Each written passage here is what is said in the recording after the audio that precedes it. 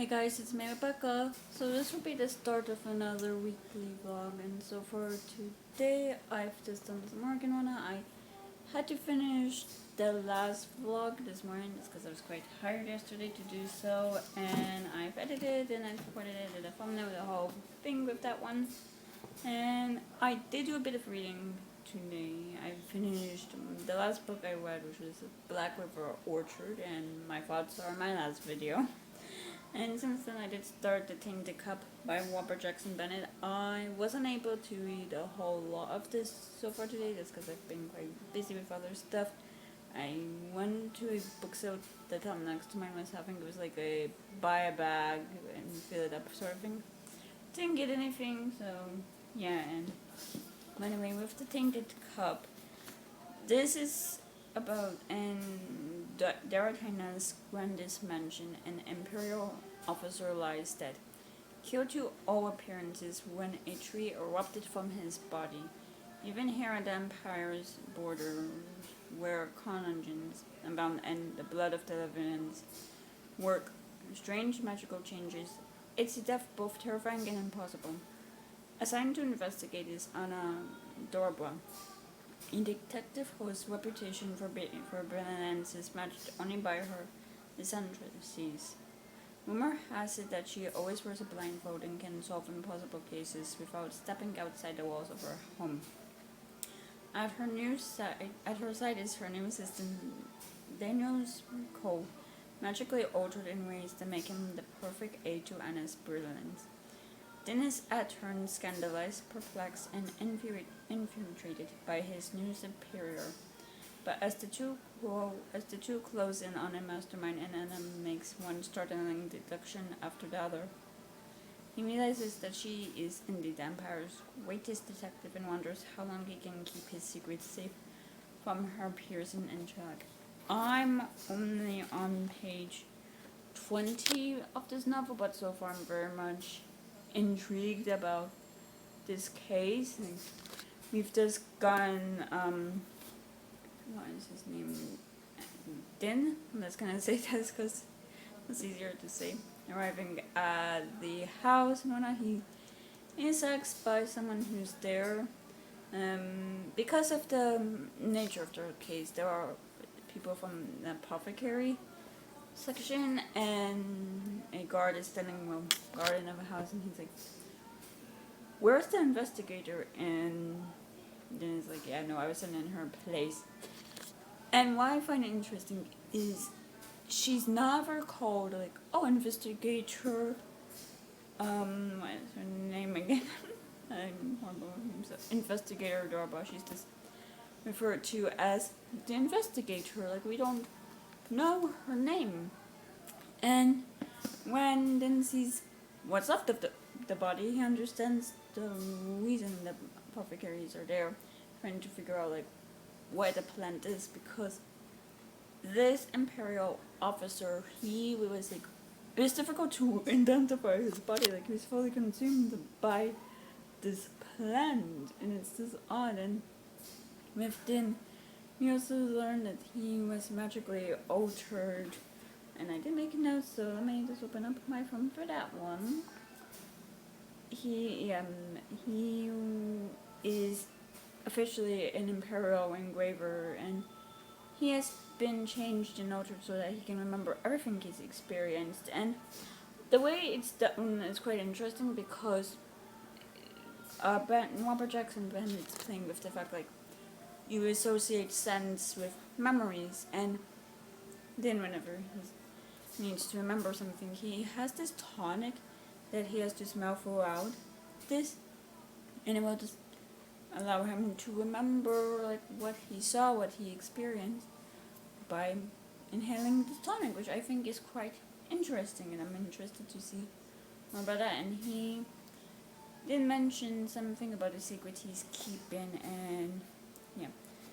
And I'm not sure if he's dyslexic or something, but he finds a book in that guy's possession, and he says he has his own way of reading it, and his own way is just reading the words out loud, and we really, as he stumbles upon these words, like he's stumbling his way through it. So I'm not sure if there's some dyslexia there or what, but yeah, so far I am intrigued about this start of the novel. Really learning more about him and what being an imperial engraver really is, like who what caused this tree to go through this person, because and with him being killed, imagining like there might be some people who might want him dead, especially the servants in the house he's staying at, considering he was someone who get quite handsy with them. That's all I'm gonna say about that, but I don't think that's what's gonna happen, but yeah. and I'm just intrigued so far, and yeah, I think that's all for now, so I'll see you when I see you. So it's the next day, and I've just done some cleaning and whatnot, and it is quite like a dreary day. Like it's been raining on and off all day, and I think from the majority of this week it should be like this, which it is what it is. But I have done some reading of the thing, the cup.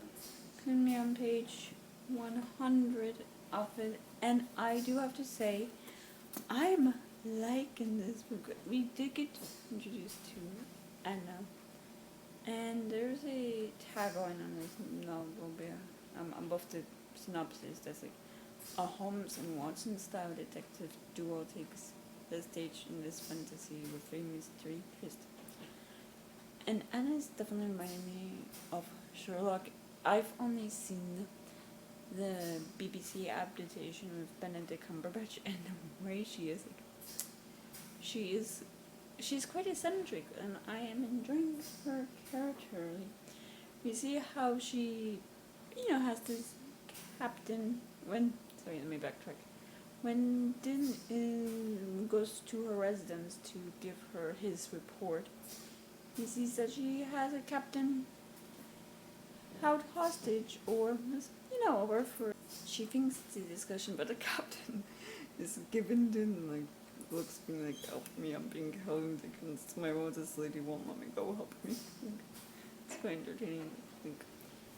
The captain is sitting on a chair in a dining room, and she's sitting on the floor, blindfolded, tinkering with this device, which essentially, I think it was to kind of not predict, but say if there's an earthquake happening, or if there's some shaking in the earth's floor, I guess.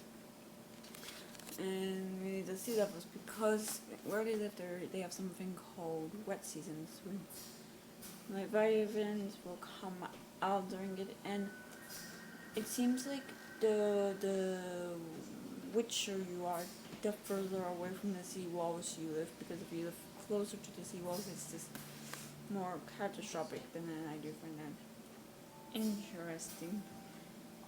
And yeah, it seems like she's initially from one. What was the name further? It's Caton, which I'm seeing as district or city. Not sure what it is exactly, but she was transferred to Dartina's. Really in order for her to be kept out of the way, to not be an annoyance. She doesn't seem very popular or likable, but I am enjoying her character in the way she is.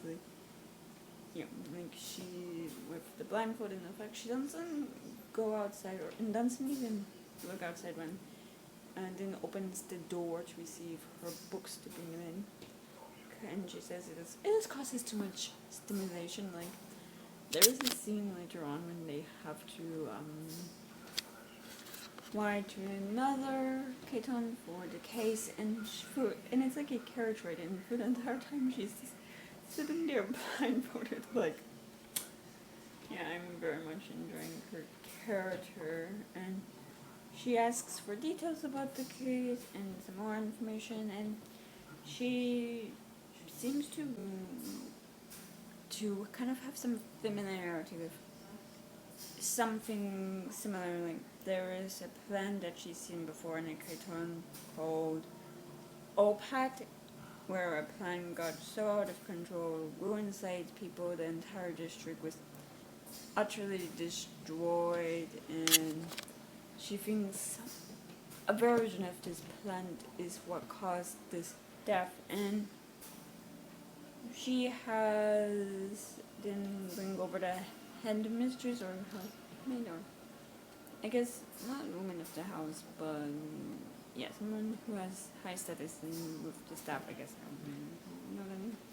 A maid and the groundskeeper, and she's like, the groundskeeper's involved. Like, he wasn't the one who killed this guy, Bryce, but he was involved with getting an assassin in the house, allowing this assassin to plant a carcinogen and leave in, and kind of covering up evidence that the assassin was there. And that's only a level of this case, but but there is more, like who is the assassin, and why did they target this person, how did they know that Vice would be at the house when he was, and as well, we learn later that Vice invaded and did damage a wall, and yeah, it's a whole scene. This is kind of bad in what season when that happens, and two people from, I guess, another city, I'm guessing closer to the capital, visit her and tell her that the victim have been killed to sabotage the wall, as other engineers and others involved with the wall were killed in a similar manner. So yeah, and we see the trouble, and as well we learn more about Dan himself, on how he wasn't this bright person. Like, he is only an apprentice, like he's not properly trained in his skill, and he's behind other apprentices in his year. Like, he was held back, and it seems like he was always failing tests and wasn't really good or smart enough, until Anna came around asking for assistance, and then suddenly he was getting the highest scores. So it's like, what did he do to get those scores, and and what changed when Anna came around? So I'm intrigued about that as well.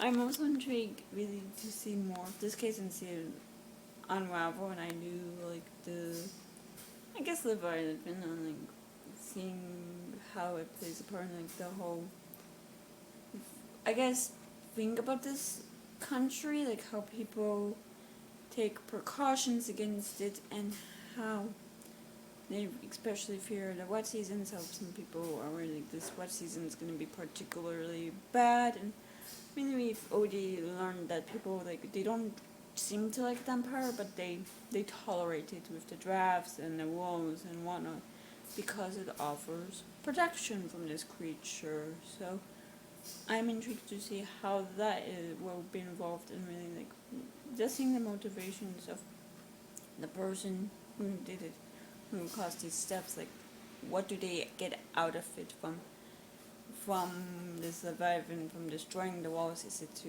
go against the government, or is it something to do with the surviving? Like, I am definitely intrigued, and yeah, I think that's all for now, so I'll see you when. So it's the next day, and it's another dreadful day. It's been raining on and off all day, and yes, it's been dreadful, and I've done some work and whatnot, some cleaning, and I did do some reading of the thing that got put me on page 192, and so far I am definitely enjoying this. Like, we didn't really, okay, let me get my thoughts straight. We haven't seen most of the fantasy elements. Like, this is a mystery, in my opinion, first and foremost. Like, the fantasy elements, the Leviathans, they're there, but I don't feel like they play like a center stage. Like, there's something that is involved in the plot, like on what happened and why people are now fearful and something people have to worry about. But and as for the I guess alterations, they're more like scientific, you could say, like the alterations people have had. This almost like a science theme. But so for me, this feels more like a mystery, and I do enjoy a good mystery, seeing how it unfolds. So I am having a fun time with this, and really seeing Anna as she is suspicious of the others that they're working with, because she and Dinley, they heard that Vice, the guy who's killed in their kingdom, he wasn't a very nice guy. Like, he was quite handsy, he didn't seem to be quite respectful towards other people and whatnot, and yet everyone else is saying, oh, he's such a nice guy, like, he was so respectful, like, blah, blah, blah, like, that kind of stuff. And it's like, like, she thinks that they're hiding something when she tells them, like, what kind of person he was when he was in their town. Like it's like they're not surprised, which is weird. And Anna has then go and conduct interviews with those who knew the dead, because of the fact there were like a bunch of other people who were killed in similar manners, and they all mention secret meetings these people had. Like, on record, they might not have been in this capital like off the time of their death, but they come back on certain days for some weird secret meetings that none of their loved ones or anyone who knew them knew any information about the meetings. Like they seem to be quite secretive and whatnot, which is quite weird. And as well, then he goes to find Bias's secretary, and he finds her dead, and it seems like someone ransacked her house looking for something, and behind a portrait of Bias he finds a key which seems to lead to another house, and there he finds some money and a bunch of objects that show him that Bias might have been corrupted in some way. And Anna now worries that the others that they're working with are also corrupted, as they didn't know about Bias and they didn't find that secretary. Like, they didn't even search for this woman. Like, she was dead for several days. Like, she was quite decayed. Like, then says that there was a very strong smell, and I cannot imagine how unpleasant that was. And yeah, we just find one of the people who attended these meetings is actually alive. And we're missing, and yet there was no one they can talk to who knew this person, as everyone in their group were killed when in a tsunami thing. But it seems like this woman, she had a lot of anger issues and whatnot. She was from Opat, the canton that was destroyed by some collagen, and it seems like she held a grudge against those who were responsible for trying to stop the collagen, but they failed. Like, she blames them for essentially the annihilation of her people. Like, we hear that those who did survive, they were relocated and were given different identities, and that is what have happened to her. So it's like, the question is, why now? Like, it's been many years since this event happened, and as well, it seems like Anna is also suspicious on how Din got so smart all of a sudden when she needed a new assistant. And we learned that she was probably transferred because she pissed off the wrong people with this, her being an investigator and having to investigate crimes. But I'm interested to see if there's more than that, if she pissed off a certain someone, or if someone's holding a grudge against her. Like, I'm interested to see if there's like a Moriarty sort of character in this book, not gonna lie. So, yeah, so far we're just seeing the mystery unravel, we're seeing more of Anna's antics. Like, at one point she goes into this like almost suitcase big enough to hold about it, and the slice in it has then closed the trunk and has lays there to kind of isolate all sensory. Like, so she almost sensory deprivation, I would say. Like, she doesn't hear, see anything, and it's like complete darkness. It's like, what the hell? And we also see a repeat of the first scene when she's interrogating this young officer who was one of the officers who came to Daratina when she wrote that letter. And it seems like this officer's more used to her antics than the captain there. So yeah, so far I'm just enjoying this, and I'm definitely intrigued to see this book unravel and see how really that environment will play into this mystery and into this story. So yeah, so far I'm just having a fun time, and yeah, I think that's all for now. So it's the next day, and I've just done some work and whatnot, and I did go on a bit of a walk today. I just walked around my neighborhood, and yeah, quite nice, quite breezy, and yeah, it's beautiful today. Nice to not have a day of rain. So yeah, food's supposed to come back tomorrow night, which it is what it is, but yeah. And I did do some reading of the thing they kept putting me on page 290, and I am definitely enjoying this. We do get this fight scene where it's Din and this officer where they went to the house of someone who makes firm papers, or I guess like wallpaper. Is it not wallpaper, but firm papers, like I guess material walls are made of for like bathrooms and whatnot. I don't know, but this person, they got a large order placed of this paper, and when the officer and his team went to see, like, to talk to him about it, he didn't answer the door, so then the officer went back, and they encountered these 5 gentlemen who were living in a house alone, and there's a fight, and then remembers like his training and uses those skills to fight these people, and we see how he's never fought anyone like that. Like, prior to this case, the only like investigation he and Anna have done is fought, so there's been no need for violence, and he does have a wooden sword. Like, he is still an apprentice, he's still in training, like he doesn't know will, I guess, like will scenarios of events, and you see how he grapples with having killed a couple of these men, and we see as well how Anna cares for him when she learns about what happened. Like, she takes him aside and asks if he is okay, and whatnot. Like, it seems like she does care about him.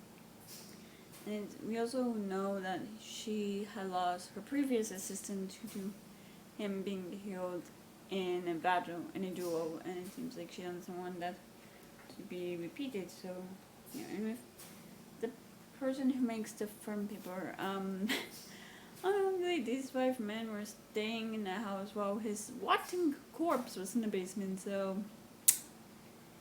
yeah. And we also learned that the family whose house Vice was found in, like, they are an influential family, someone who has many properties, like people know about them and whatnot. And while Din was interviewing people, and when he went to the house of Vice secretary, or the house that she also owned, they found these like almost like keys, and one of them opens one of the houses this family owns, and we learned that the engineers, the ones who died, they all went to a party at one of the residents, and there apparently was a meeting again. We also learned that the others on the investigation team, they're compromised in a sense. They all went to a party as well at the house, so it could be actually the same party, so yeah. And while Anna is talking to like someone who's almost like the judge, jury, and executioner sort of role in the city, like someone who is also the head of the investigation team, the daughter of this family, a woman named Fahazi, enters saying, oh, her father was killed, and it could be the same contingent that killed everyone else, and she allows Din to investigate her house, see like where her father was killed, investigate like how the contingent could have gone, and as well he is also there to really learn about the family, and go into the rookery to see anything special, if there's any correspondence they can go through or anything like that.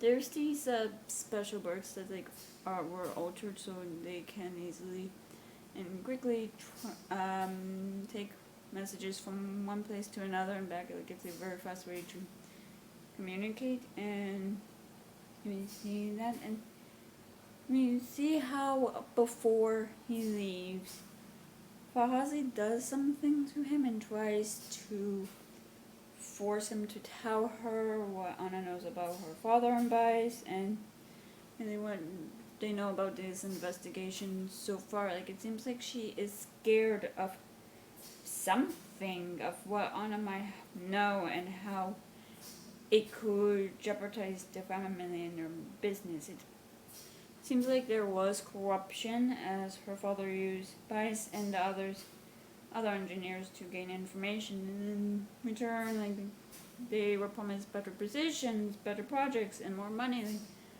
there is some corruption in here, which I'm intrigued to see more of and learn more about.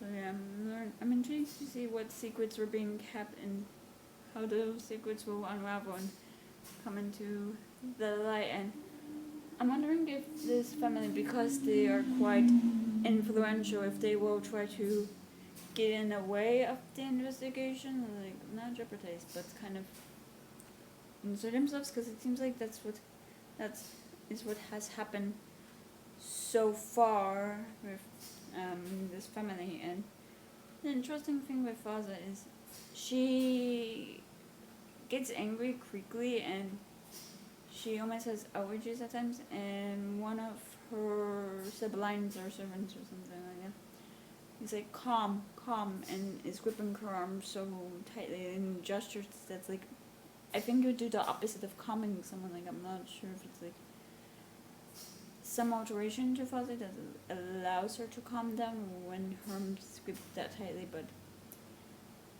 yeah.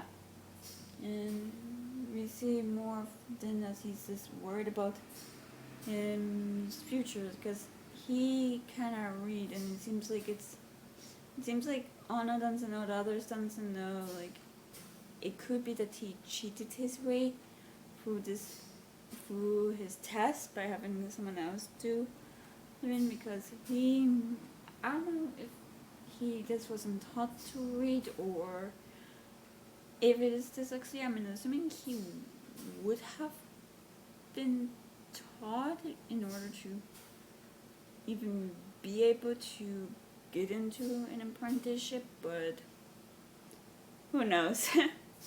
But yeah, I think that's all for now. So far I'm just having a fun time with this. Like, it's just, I like it with mystery and I like seeing it unravel, so yeah, that's all for now. So I'll see you.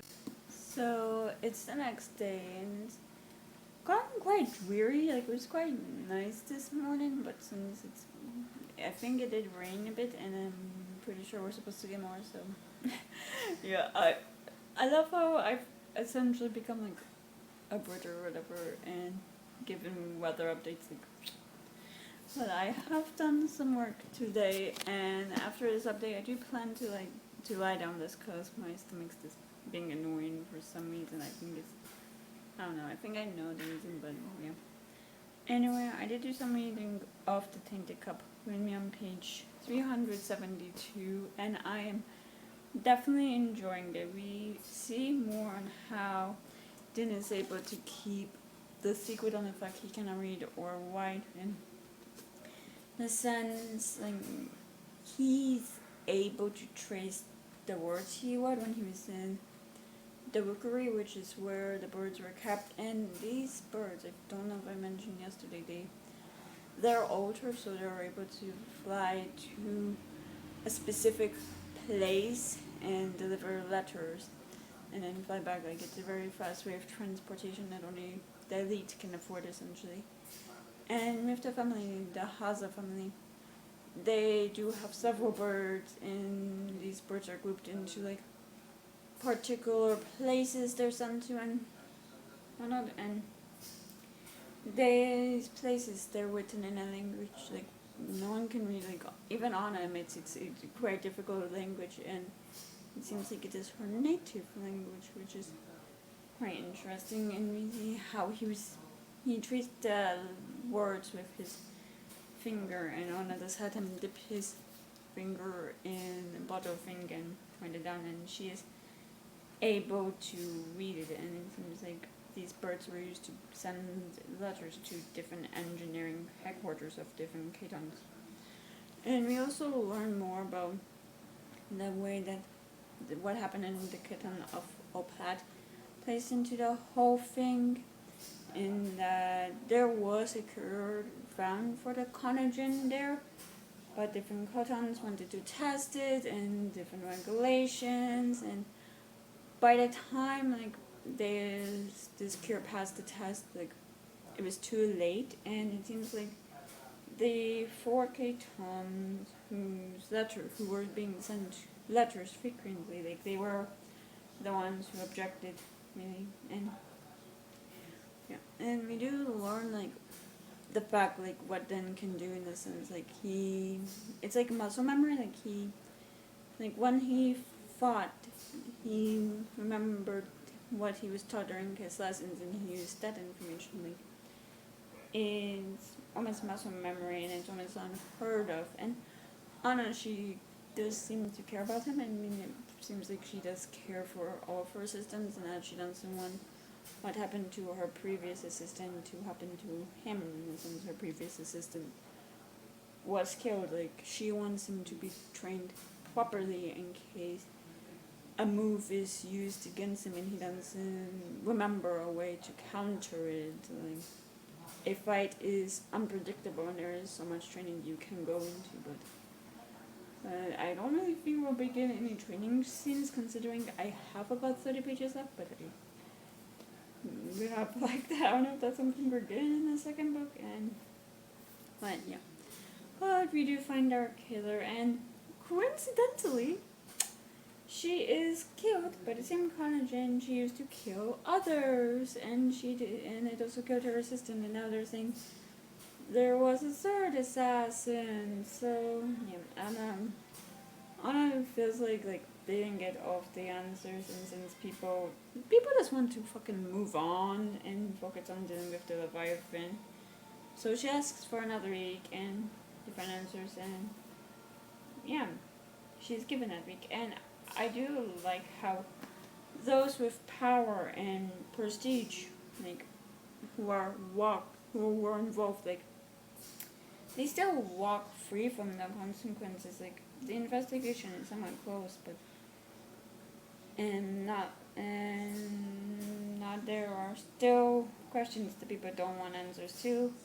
They just want to put the whole thing behind him, and I'm like, yeah, I kind of feel like that there are people who want to move on, but there are people who, like Din and Anna, who are like not satisfied with what is happening. Like, that people who have more power are kind of taking control of what questions are getting answers to, and that not everything will be revealed, that no one will really know the full story of what is happening. And we see how that affects them, really, because there is a banquet to bless those who are gonna go to deal with the Leviathan, like shoot it down with a cannon. And he's gone in Anya's place and he's being congratulated, but he doesn't feel like he deserves it. As things are getting close, like he resents the fact that people just want to move on and no one seems to care that people were killed.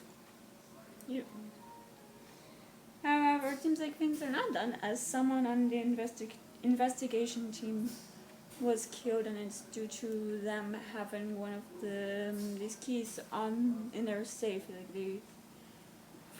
they were forced to open a safe so the key could be removed. Then they were killed, and then someone else came, and there was a whole thing. And Anna determines that Fahazi's life is at stake, as someone wants her dead. And during the interview, Anna determines the Exxon, the person who was with Fahazi, the one who was squeezing her arm so tightly, isn't an Exxon. An Exxon is someone who should be very brilliant at math and should be like the assistant to someone.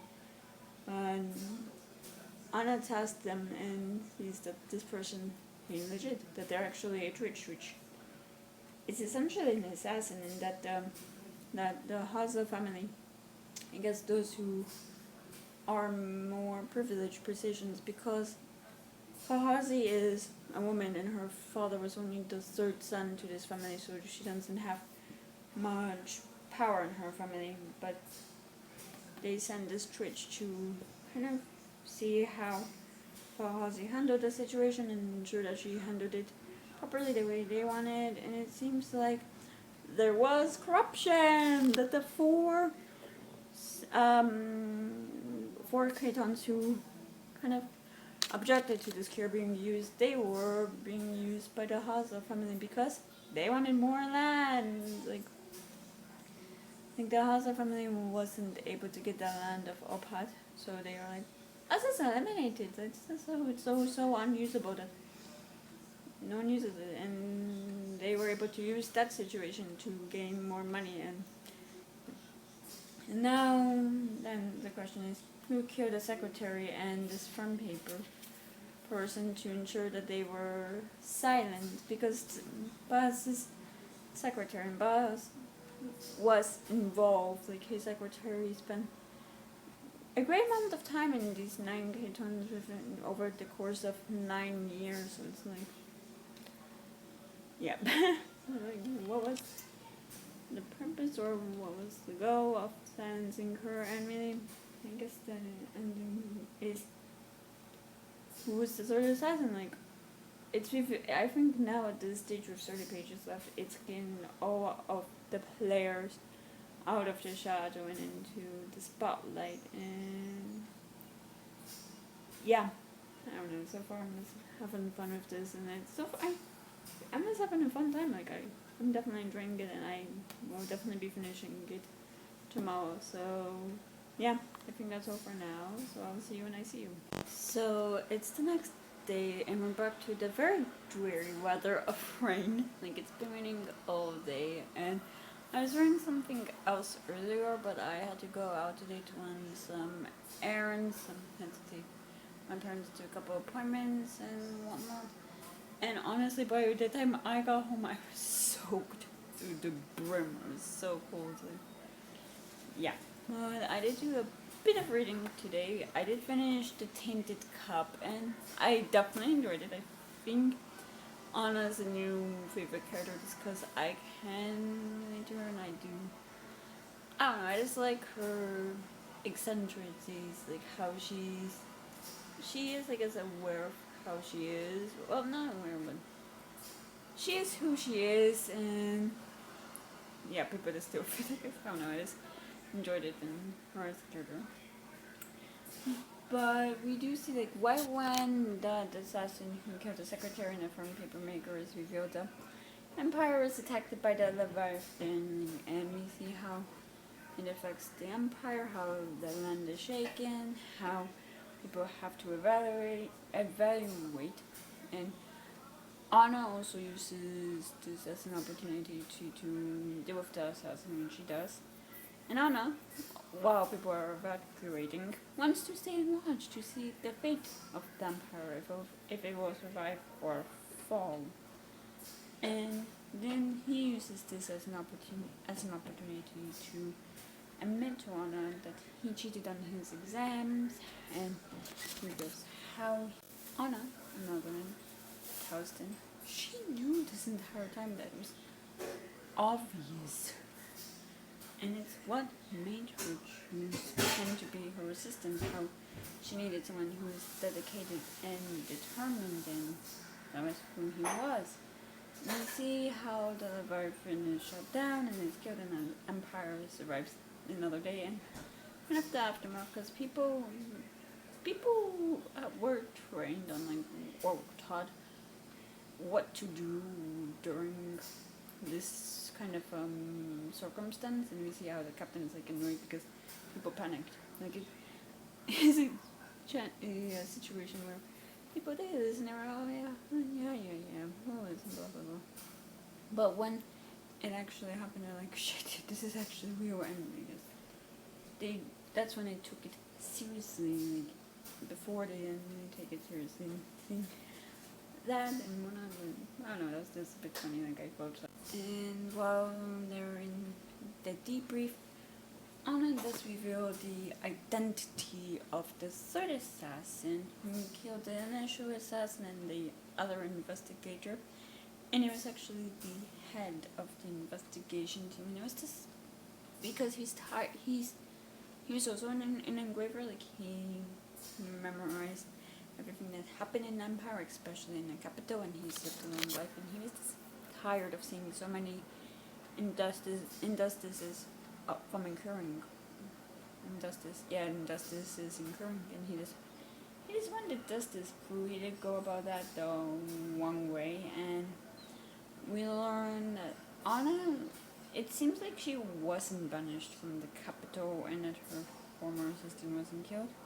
This seems like she was sent to Dartena on examine about the Haza family, and we see how Anna, while she's leaving the city, actually is gonna stop to receive her new assignment. So I'm definitely intrigued to see where she and Din will go next, because Din is now her proper investigator and assistant after kind of graduating from his apprenticeship due to what he's done. So yeah, I'm intrigued to see where Anna goes next, and because of her sensory stuff, like she reveals it's not because of any alterations that occur to her. Like, this is a world where everyone has alterations, it seems like, which I kind of would have liked to have explored a bit more of, like the different kinds of alterations, and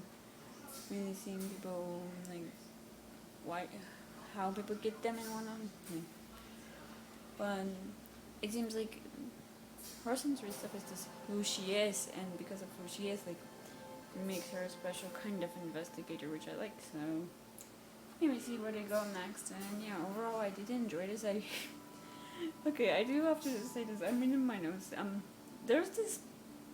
Din has this brief moment with the captain who was the one, like, I guess, in charge of firing the cannon to take down the Leviathan and whatnot. And I don't know if it's like a throwaway moment or what, or if this captain will make a comeback in the second book. But I'm intrigued to see this, because with that, like, with the few scenes we've gotten, like, I don't know, I didn't see the chemistry there personally, but I kind of did like it. Like, I thought it was cute.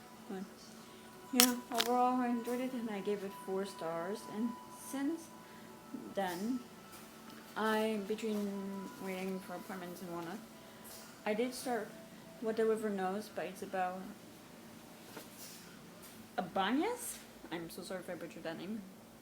This is the Dust Jacket, and the actual book's here.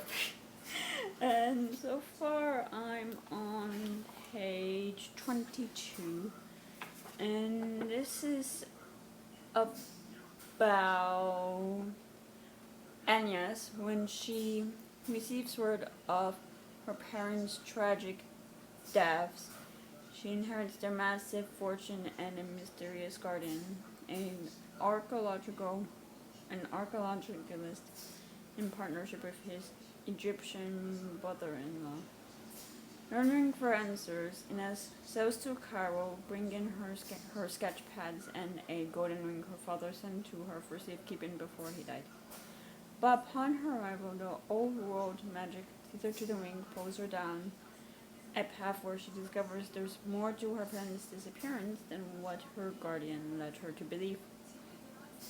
With her guardian's infiltrating, handsome assistant thwarting her at every turn, Inez must rely on ancient magic to uncover the truth about her parents' disappearance, or risk becoming a pawn in a much larger game that will kill her. And we quickly learn with Inez that her parents spent half a year in Egypt, like studying and whatnot, and that they were white to her and whatnot. And for some reason, despite her asking multiple times, they have not allowed her to go with them to Egypt. In fact, they have forbidden her from her. And when we first meet her, she's living with her aunt and uncle, and not uncle, but she's living with her cousins, and she's waiting for a reply from her parents. Like, she asked once more if she can travel for them, and for some reason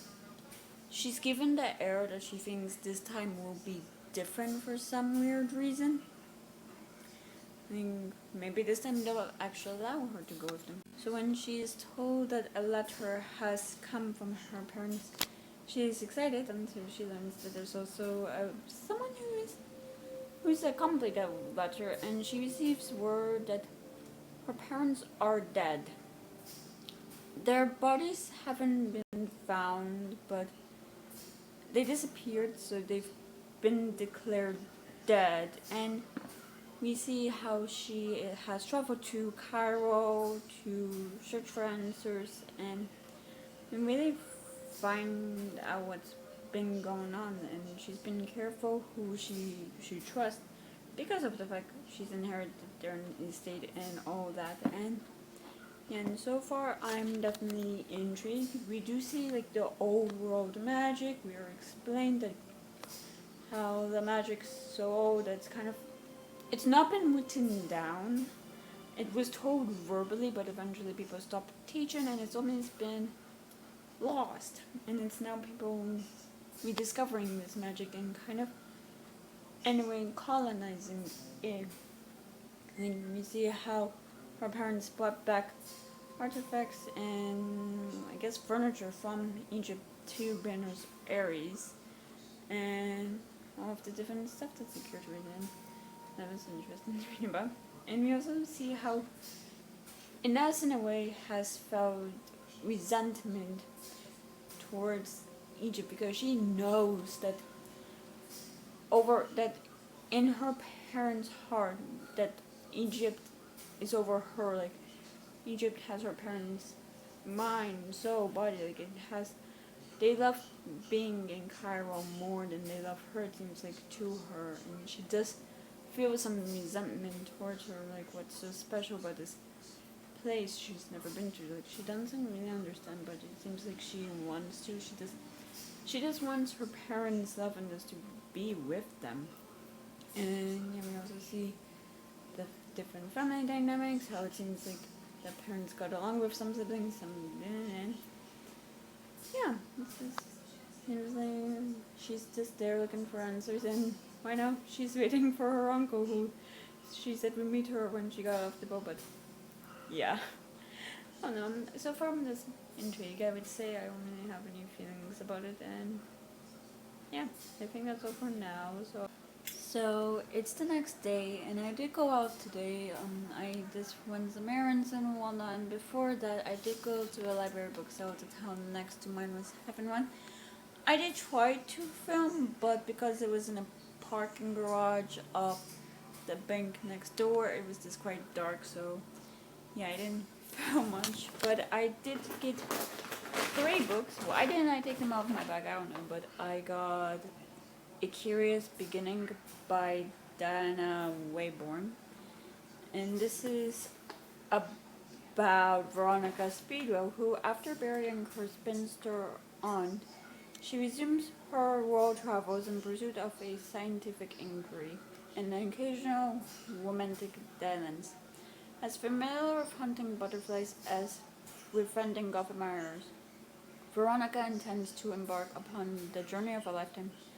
But fate has other plans, and Veronica thwarts her own attempted abduction with the help of an enigmatic German baron who offers her sanctuary, in the care of his friend Stoker, a reclusive and bad-tempered natural historian. But before the baron can reveal what he knows of the plot against her, he is found murdered, leaving Veronica and Stoker on the run from an elusive asylum as right partners in search of the villainous truth. Very much intrigued about that. I stopped filming so I could get everything out of my bag that I was using. And the next book I got was Thistlefoot by Jenna Rose Neverquat. And this is about these 2 siblings who have been estranged since childhood, separated both by resentment and by wide miles of American highways.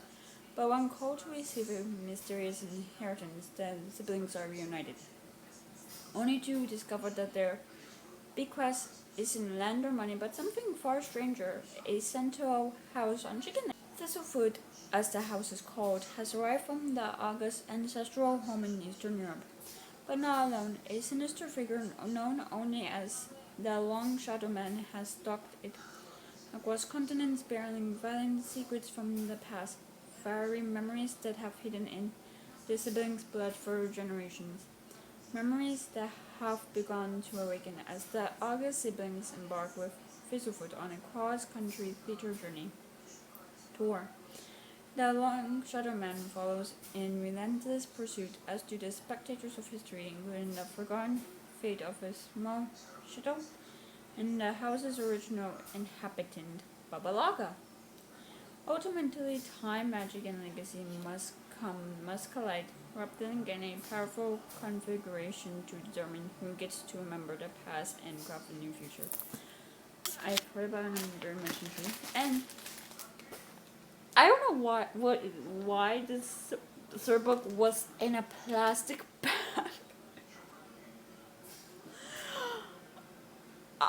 This just made me laugh. Like, this is how I found the book in a box. It looks like it's in good condition. It just has some sort of residue on the back where the barcode is, but I'm just taking that out of the plastic bag, and the plastic bag will be going in the trash. You can imagine, but yeah. And the book I got was City of Lost Chances by Adrian Tchaikovsky. If you remember, or if you didn't know, I did read a book by him earlier this year, The Wolf and the Tiger, and I didn't connect with the characters. It just didn't work for me, but I thought about giving this author a second chance, and yeah, I've just heard very intriguing things about it, and been intrigued about this one. And this is, well, there has always been a darkness to Elmar, but never more so than now. The city chafes upon the heavy hand of the opposing occupation, the chokehold of its criminal underworld, the weight of its wretched poor, and burden of its ancient curse. What will be the spark that lights the configuration? Despite the city's refugees, wanderers, murderers, madmen, frantics, and thieves, the catalyst, as always, will be the anchor, that portal when the moon is full to strange and distant shores. Lamar, some way, is the worst place in the world and the gateway to 1,000 worst places out there. That seemed intriguing. And yeah, that's all of the books I got. And before I'm left to go to the sale and run my errands, which is this grocery shopping as well, I did do some reading of What the River Knows, and I'm on page 92, and I like the descriptions of Cairo and the different parts of it. Like, I guess how the Europeans try to recreate European cities and whatnot there.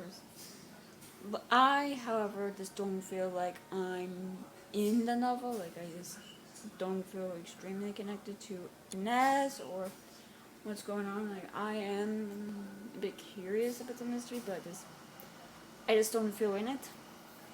But we see, like, when Inez arrived to Europe, to Egypt, that her uncle had sent this employee of his, a Mr. Hayes, who is tasked of putting her back on a ship to Buenos Aires. And as she doesn't want that, she's in Egypt to find answers, so she wants away from Mr. Hayes and takes a train to Cairo to the hotel where her parents lived in when they were in Egypt. And she had this ring that her father shipped to her, and it is taken from her, with the person claiming it has something to do with Cleopatra's tomb. And she does arrive at the hotel, and she's given her parents' room, and she sees how they lived their lives while they were in Egypt, and as well she does notice like that their bedroom in particular is a bit of a mess. Like, it looks like they were in a wash. Like, it was a bit disordered when she knew them to be quite neat and tidy people. Well, that's intriguing. Like, I don't know. She is really in Egypt to find answers, because she finds it odd that her parents, who've been to Egypt for 17 years, who should have known the desert and should have taken precautions to surviving the desert, like, how they could have disappeared or perished or whatever has happened. Like, she has so many questions, and she thought that by coming to Egypt, her uncle might be willing to help her with that, but he's not. He seems very determined to put her on a boat back to Buenos Aires. Like, he has said that because she's a teenager and whatnot, that he does have some control over his estate and over the money she's inherited through she's 18, so she should have inherited money. I don't know, that whole sentence was big here. But he is very much determined to send her back, and he has Mr. Hayes practically be her babysitter to ensure she doesn't run away while he's making the preparations, like finding a boat and finding a chaperone for her due to her being a woman. Like, he knows about this ring, and he has confirmed that it has something to do with Cleopatra's tomb. And he was quite angry with the fact her father sent it to her, because it could have been lost in madness, where it seems like it was against the rules. And she's like, why did he do that? Why did my father do that? But Mr. Hayes is trying to babysit her, and she's not making this easy, which I do like. Like, she has said that she's been called stubborn and whatnot, but she sees it as she's this very persistent, which I admire that. And we see as she runs away from him and out of the hotel to the market where her father apparently bought the ring. Like, and Mr. Hayes is like, fine, I'll take you. And there she finds this like box or something where she feels like connected to, like, this magical connection to it. And it's like how she feels, and I don't know, I'm interested in seeing more of the artifacts and abilities, I guess, magical abilities they have.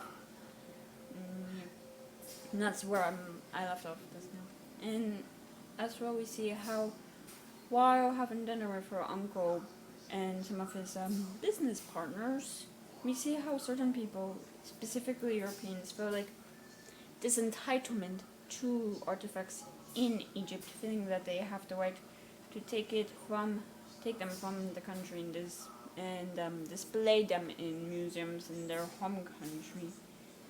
And that uncle doesn't agree with that, because he believes that Egyptians should be able to keep their history at home, and as well, artifacts could get lost or destroyed or something, and the Europeans are like, They see it as a way for the Egyptians to pay off this debt they see that the Europeans have placed upon them when they colonized them. And we learned that the Egyptians, they did try to revolt against this, and that did not end well for the Egyptians with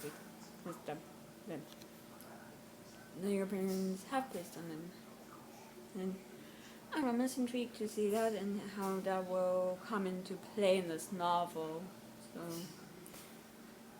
yeah, I think that's all my thoughts so far, and that's it for this video. So if you enjoyed it, please give it a thumbs up, leave a comment below telling me what you've been up to recently. If you want to, please subscribe to this channel, and if you want to follow me on any social media, then all those links are in the down bar below. I'll see you guys next time I post a video.